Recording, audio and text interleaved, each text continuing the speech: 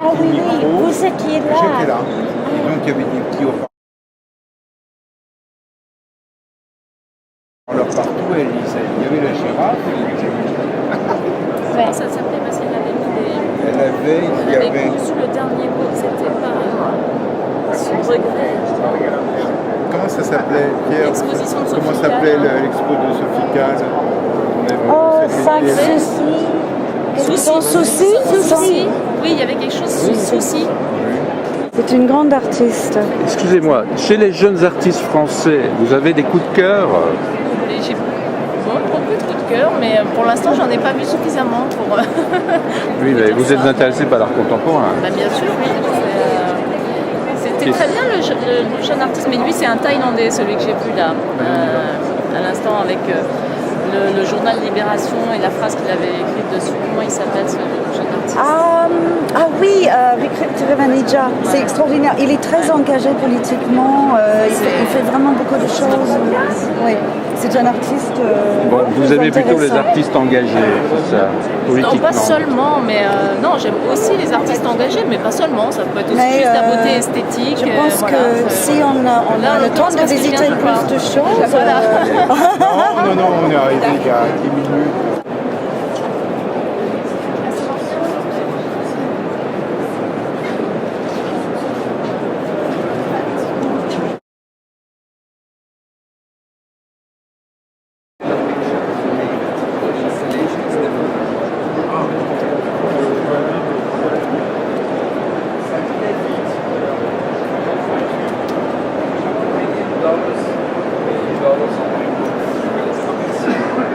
Quoi?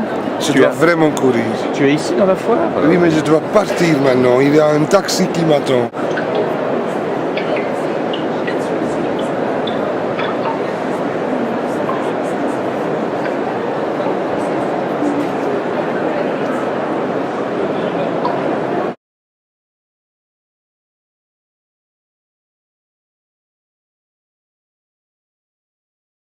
Ah, qu'est-ce que vous aimez dans l'art contemporain?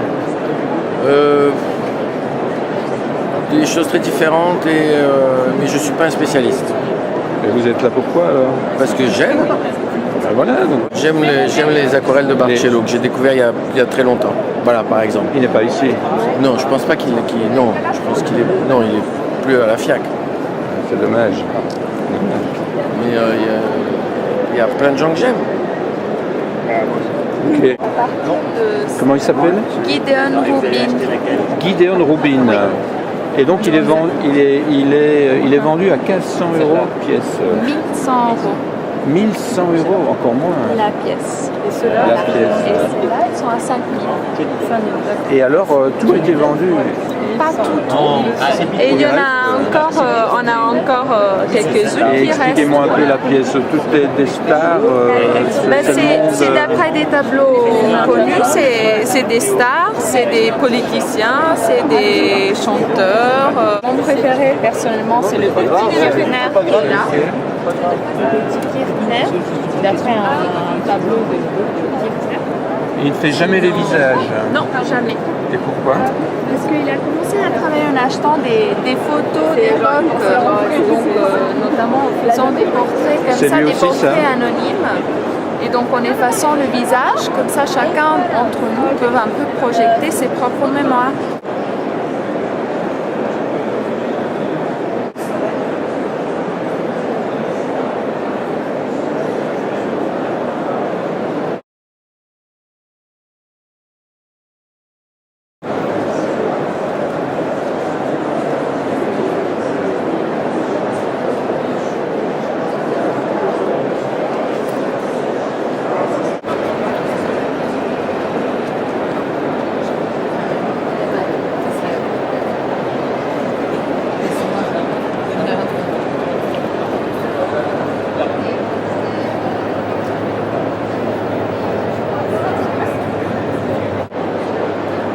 Rodolphe Janssen, vous êtes présent à la FIAC depuis quelques années.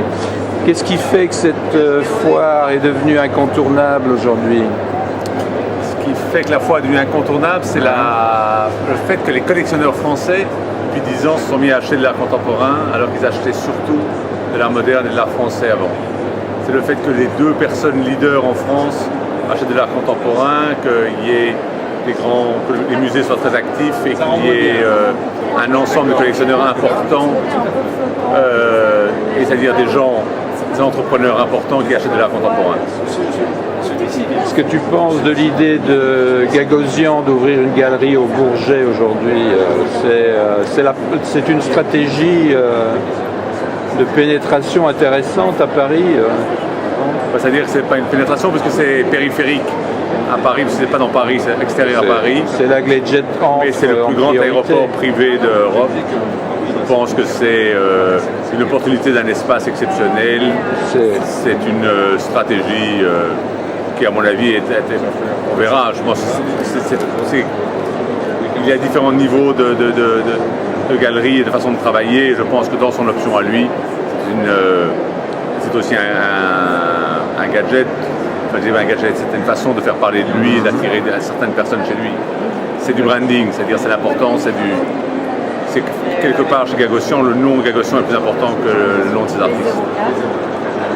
Quelle est pour toi la foire la plus importante? Parce que tu fais pratiquement tout, tu fais Bâle, tu fais Miami, Bruxelles, Dubaï. Tu es présent un peu partout dans le monde. C'est une priorité pour toi aujourd'hui? L'art est devenu une industrie pratiquement. Non, mais je pense que les collectionneurs, il faut aller vers eux, il faut aller à leur rencontre, qu'ils ont de moins en moins de temps, que tout va très vite et que la foire est une façon pour eux de rencontrer énormément de galeries. Je pense que ce n'est pas le système idéal, mais c'est un système qui existe et on peut ou décider de le boycotter ou décider de participer. Nous on le fait en faisant ici à la FIAC en faisant un projet avec des artistes, donc on essaye de ne pas faire du pic-ploc, du bric-à-brac et de faire des stands qui ressemblent à ce que serait une exposition dans la galerie. C'est un système qui n'est pas idéal, mais je pense que ça correspond à notre société. Alors où on joue le jeu, où on ne joue pas, moi j'ai décidé de jouer le jeu. Ok, merci.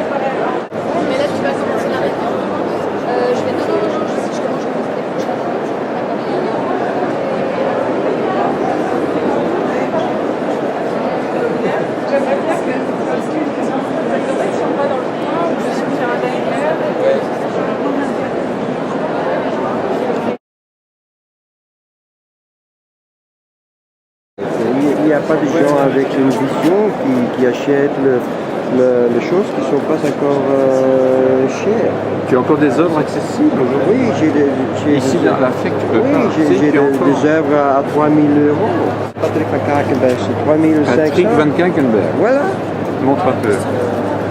Ils sont vendus, mais c'est 3 500. C'est 3 500 ça.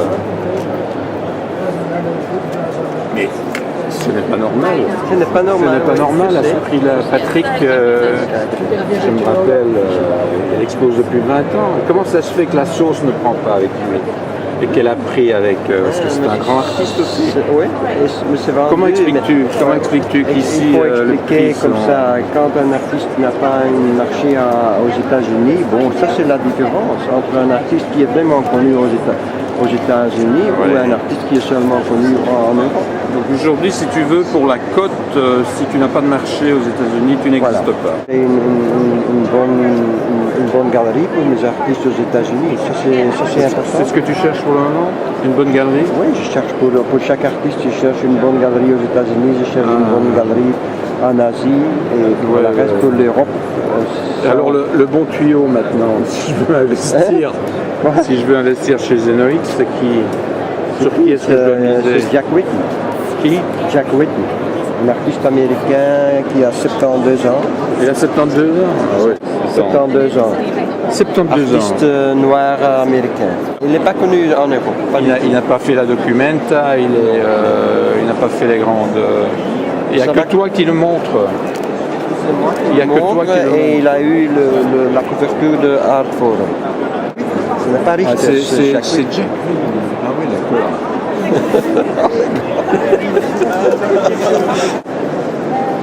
Souvenir.